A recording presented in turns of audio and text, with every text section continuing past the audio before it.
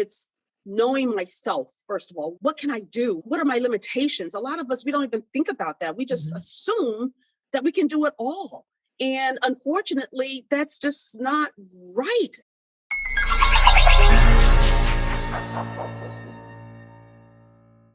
Hello and welcome to Doc Working, the Whole Physician Podcast. I'm Jill Farmer, one of the co-hosts of the podcast and lead coach at Doc Working. And I am really excited today to be joined by Adrian Bracy.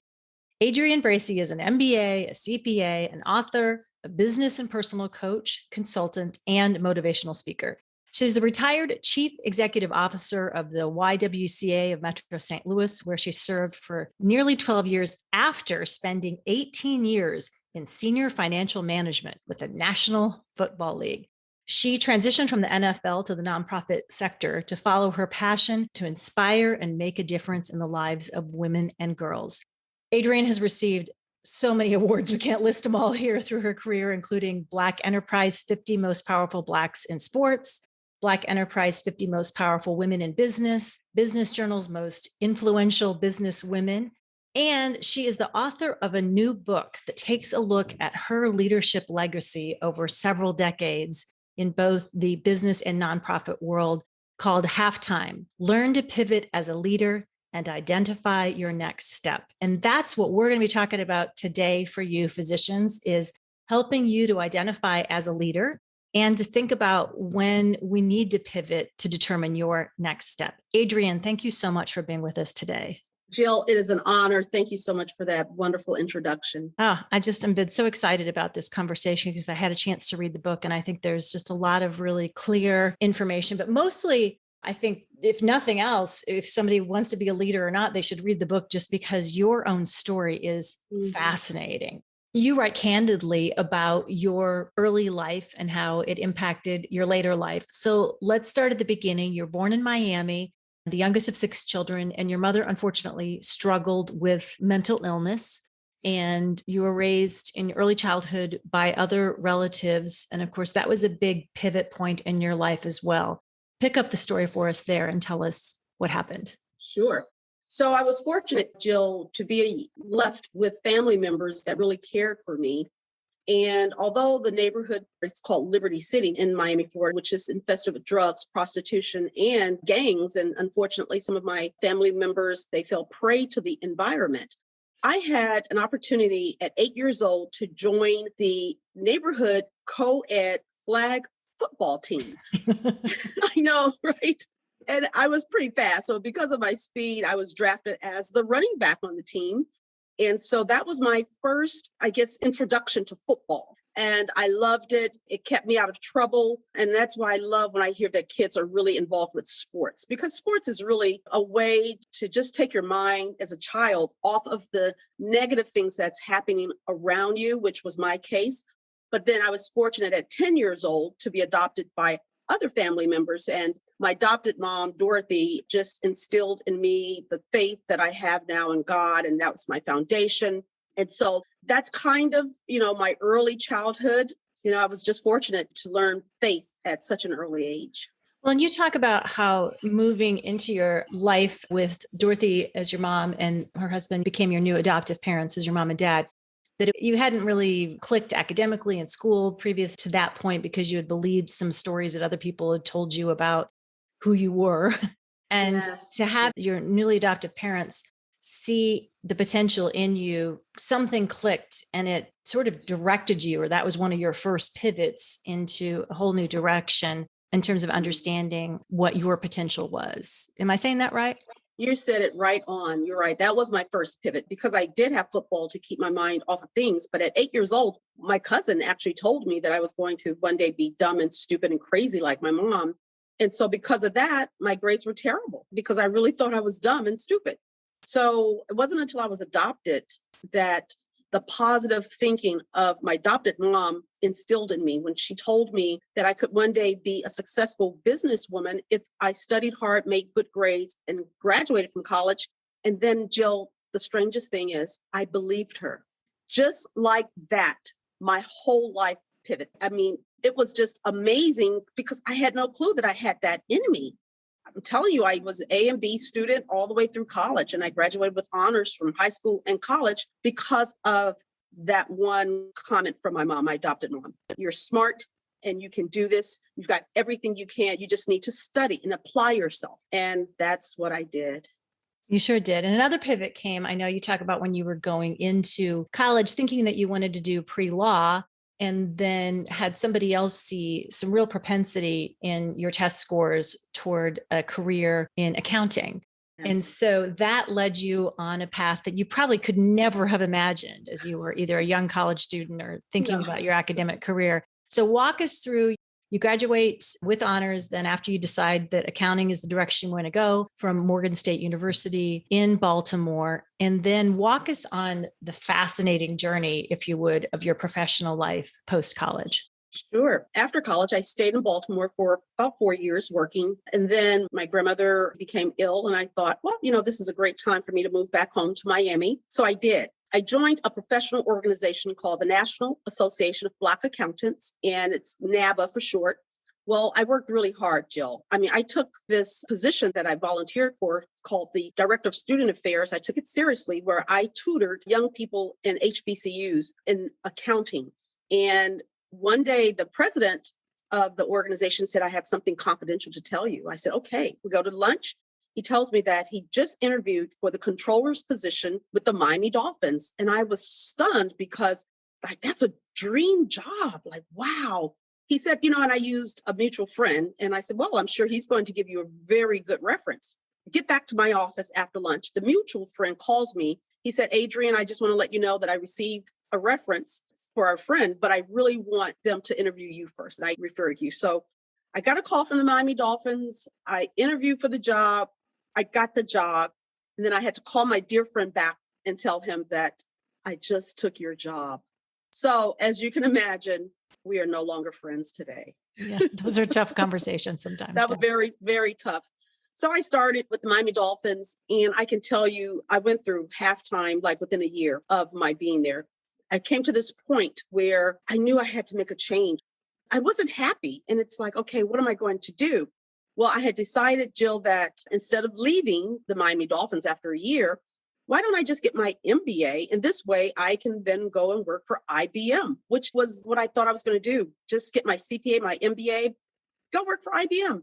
And IBM back then was like this giant to me. We're talking, 30 years ago. And so that's what I thought. Well, I did that. I got my MBA. And like, as soon as I graduated, my boss, I reported to the treasurer for the Dolphins and the treasurer for the stadium. Robbie family owned both the team and the stadium. And the stadium treasurer who I reported to resigned. So right after I get my MBA, this position opens up. And so, of course, they offered it to me first. And I took that position. And that was the beginning of my 18-year career in the NFL from that one pivot. And from there, you went on to take over in leadership on the financial side of things for the St. Louis Rams, including during their run to win one Super Bowl and play in another one.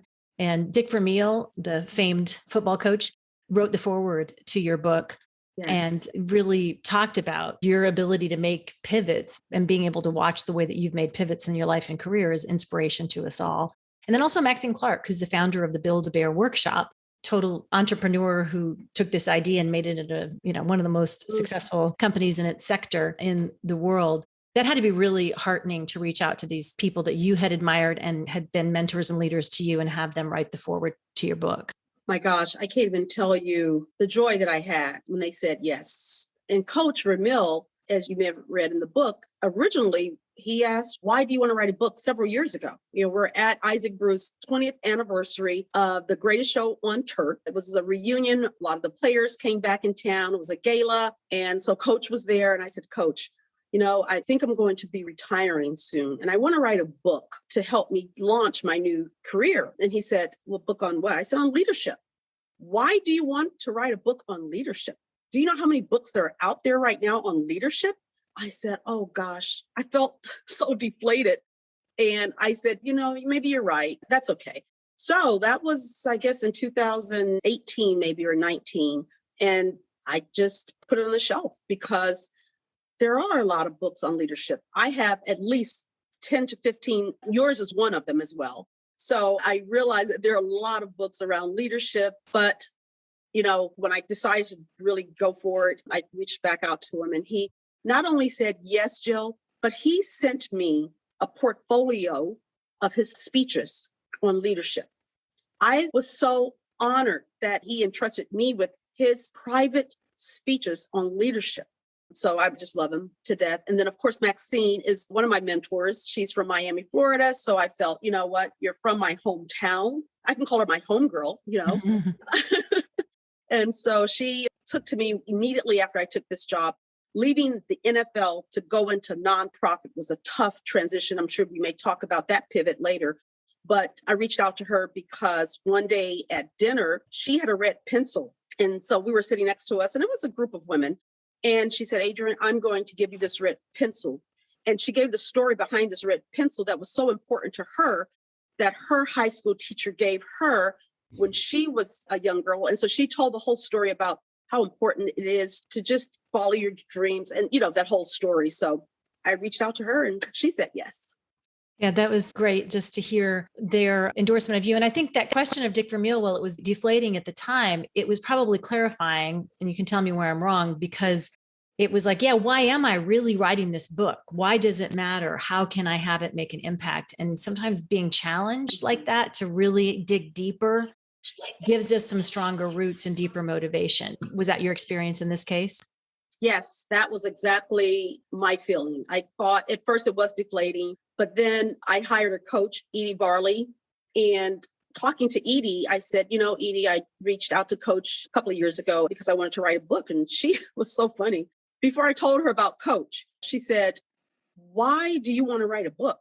And I thought, oh my God, this is the same reaction that I received from Coach Vermeil.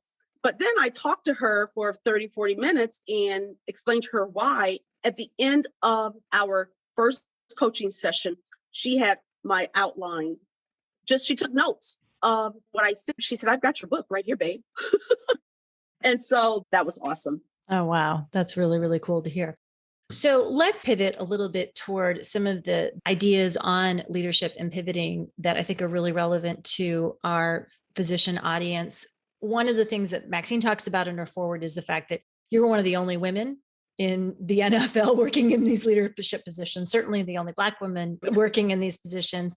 And one of the things that you brought to the table, in addition to being incredibly hardworking and smart and convicted about really doing a great job, was the desire to be a team player and to have people work together. And as a leader, even though your inclination is to want to have people work together and to have a lot of harmony, you write about in the book, conflict happens. And that's one of the biggest areas for your growth as a leader, both in your role in the NFL and then moving into your not-for-profit transition as well. And I know that's just really common for our physician listeners who are moving from maybe a role into leadership, that conflict is part of it sometimes. So talk a little bit about what you've learned and how you mentor other leaders around the subject of conflict. Sure. And you're right. And conflict is not only going to happen in our career, but it's going to happen in our personal lives as well.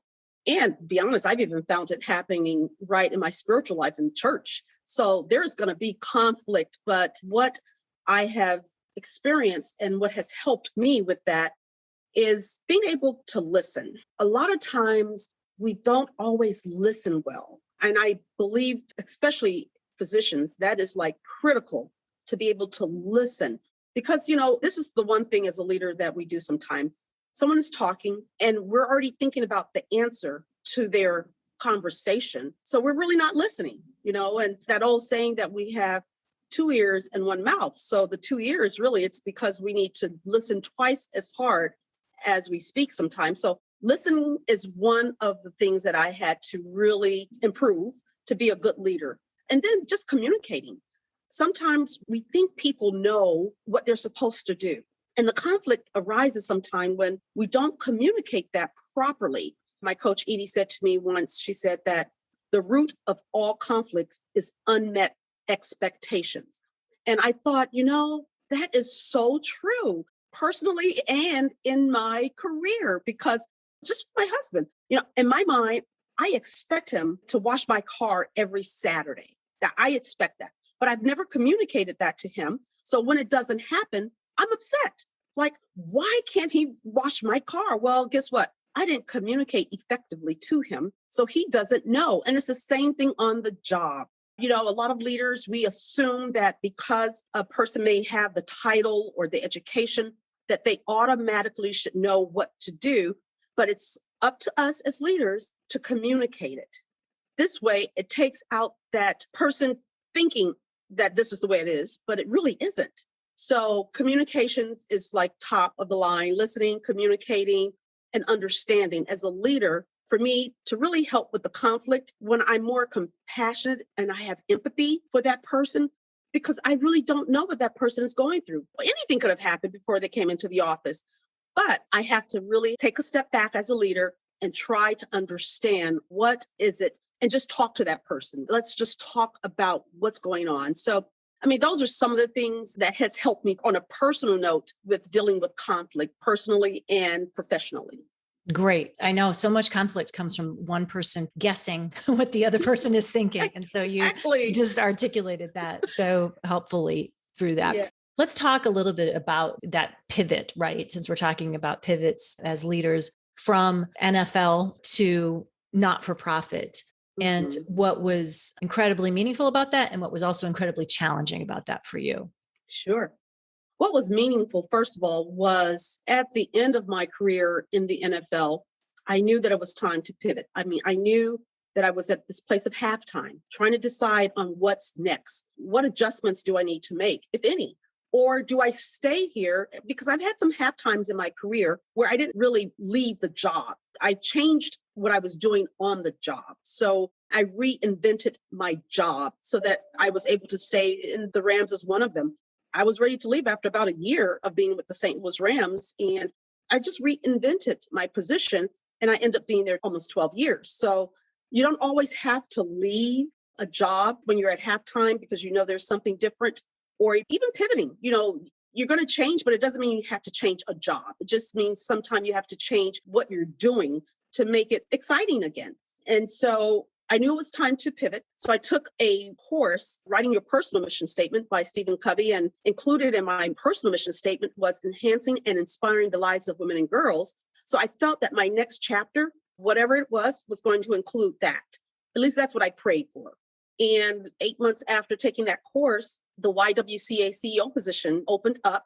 And then I felt like, honestly, like I had just won the Super Bowl, because now I'm getting to work with an organization whose mission is eliminating racism and empowering women, which coincides with my personal mission statement of, inspiring and enhancing women. So for me, the transition of my pivoting to NFL to nonprofit fulfilled that burning desire to do more, to do something for me that was more passion. Now, I was able to fulfill that in the NFL by joining boards like Girls Inc. I was actually on the board of YWCA, 20 years ago, and then just mentoring young women. So I fulfilled that passion, even working in the NFL. But now this pivot, I'm actually working in the industry or the swim lane of my personal mission statement. So it was awesome. The challenge that I experienced was going from NFL having deep pockets to working for a nonprofit that had hole in the pockets.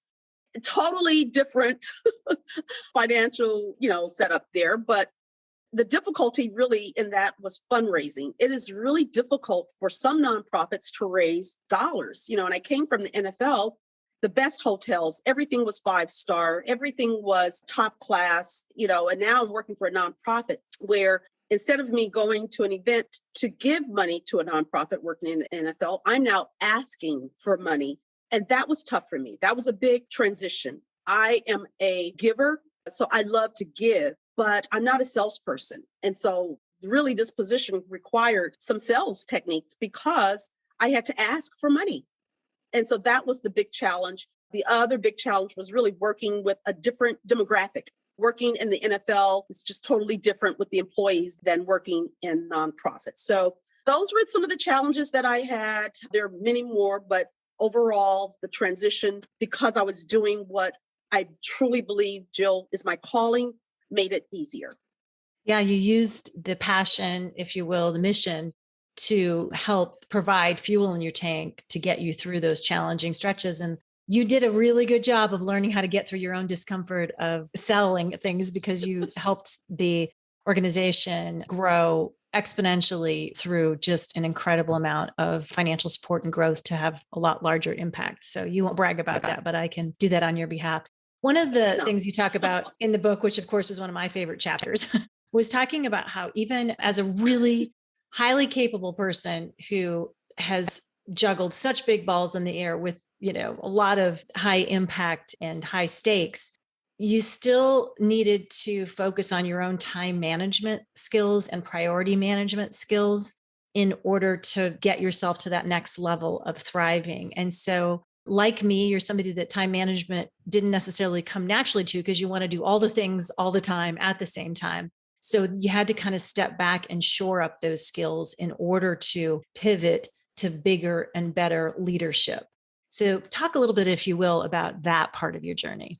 Well, I'm glad you asked because you were a big part of my success, especially writing the book, actually.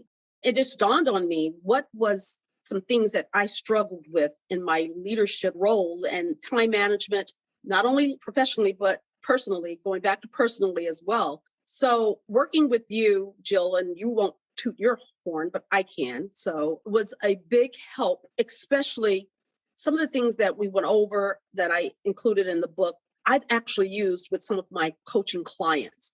I have a client right now, a text message from her, and she said, Adrian, it changed my life. It works if you work it. And the one thing that's easier for me now is calendar. Just the calendar was the thing that I just was not able to manage. And so for her, she never even used a calendar. It wasn't something that she thought about. So just, introducing her to that, it was the glue for her. That really put all of it together for her. But for me, it's really knowing myself, first of all. What can I do? What are my limitations? A lot of us, we don't even think about that. We just assume that we can do it all. And unfortunately, that's just not right. I mean, it's not even human pot, but we think it is at that moment. I can do it all. And the other thing is I remember not wanting to miss anything. So I wanted to go to every event. And a young lady, I think she told me it was called fear of missing out. So my time management was because I said yes to everything. I didn't even know about COVID. In 2019, I said at the end, I said to my friends, I'm going to learn to say no so that I can have time to do some of the things that I want to do. But then COVID hit. I didn't really have to say no because everything was shut down. So that really, helped me to get in that frame of mind. I don't really have to do everything and to go everywhere and to be every place. And then my husband just loved it. He was like, wow, we're going to actually have dinner at 6:00 because I was able to try and balance that work balance we talk about. So just managing my time, managing myself, managing just what's realistic. I love that. In the book, you talk about something that you and I talked about a lot, which was delegation and recognizing that it's values-based because you're going to do a better job when you do use your own discernment about what's in your wheelhouse and what isn't, and then delegating and talking about that prioritization. Because you were somebody that, you're very mission driven, Yes. that who's been given much should be giving much. That's one of your philosophies. And Yes. that meant when you say yes to everything, your values can get diluted because you don't really get to dig in. And so that was discerning for you and I, even though it's hard to say no to people, what really is highest ranking with your value system so you could really shine there. And I loved the way you discussed that in the book as well. Well, finally, it's just been really sticking with me in my mind after reading it, where you talk about your embrace, the philosophy for leaders of embracing. And you have it kind of set out that each of the letters in that word represents something powerful for leaders. Can you talk a little bit about your embrace philosophy and why it makes a difference? Absolutely. Well, it makes a difference because each word represents something that I had to do as a leader to be the person that I am. That philosophy actually came from another coach. I took a coaching course. And that's the thing I do. I want to say to people that if you feel that you need help, it's okay to ask for help. A lot of times leaders, we feel that we know it all, but, believing in myself, having that resilience, being accountable, having that courage, and then evaluating at the end, my whole strategy, if I put a strategic plan together for Adrian Bracy, if we do it for our business, and we do, most leaders have a strategic plan, but we don't evaluate, which is pivoting almost. We're still going right back to pivoting. So if I want to get better, I have to, first of all, evaluate what I have done to make sure that it's in line with my goal or goals. But if I don't evaluate, then I don't know if I need to pivot because I'm not even thinking about it. And just making sure that you're flexible with that evaluation. So that's called my signature framework that I learned from my coach, Lethea Owens. I loved that because it was just the embrace stands for empowerment, movement, believe, resilience, Yes. accountability, courage, and then, as you said, evaluate, as you were just talking about here. Each one of those words has so much power when we think about how we're making those things happen in our life and how we're using each of those words in our leadership as we're leading both of ourselves and other people as well. So I'm so glad that that framework came to you because it's just something that I think really is meaningful as a leader to sort of plug your own experiences into and see what's lacking and where you can shore it up a bit. Absolutely. I have a chapter on accountability as well, because those are the two things that for a leader, being accountable, for me, being accountable helps me continue to be what I need to be. So writing the book, having a coach that I was accountable to really helped me to continue and complete the book. And resilience. Oh my gosh, COVID has really, it's just hurt. It has hurt so many people. So having that resilience, not to give up, bounce back. All of the words are important. Mm-hmm. It's hard to pick out of embrace which word is more important. They're all important.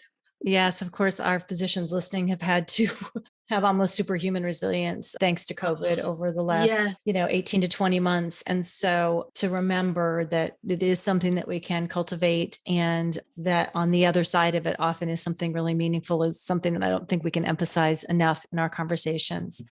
Well, Adrian Bracy, this has been fun. I could talk to you all day long about your own story, about the ways that you pivoted as a leader and the way that it gives us ideas, because pivoting doesn't always mean leaving or taking off or going to new horizons. That can mean it, and it's happened to you in meaningful ways. But I love what you said earlier, that often it's just in the metaphorical halftime of the game, right? Whether it's in a certain job or in a certain season of our kid's life or certain whatever, to pause and say, is there some different game plan I want to try out to see how that works and brings different results? It's just a really cool paradigm for us to think in terms of. So thank you so much for so generously sharing your wisdom and time.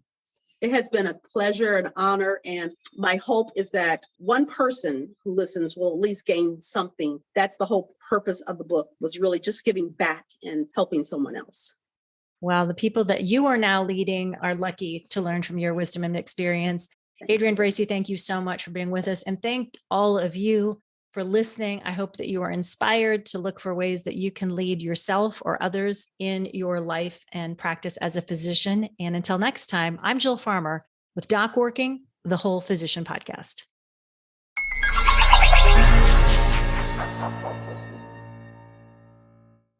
Let's face it, sometimes in medicine, leaders end up in their positions because of their achievement, not because of their leadership skills. If you're in medicine and you're a leader and you want to improve your skills, or perhaps you're a physician who would like to be a leader someday, if either of those things are true, then you need to hire a physician leadership coach. Somebody with lots of experience working with physicians to help them identify what kind of a leader they want to be, help them implement a plan to become that leader, and to help them leverage their strengths so that they can be the best they can be in a leadership position. I'm Amanda Taryn, producer of Doc Working, the Whole Physician Podcast. Thank you for being here.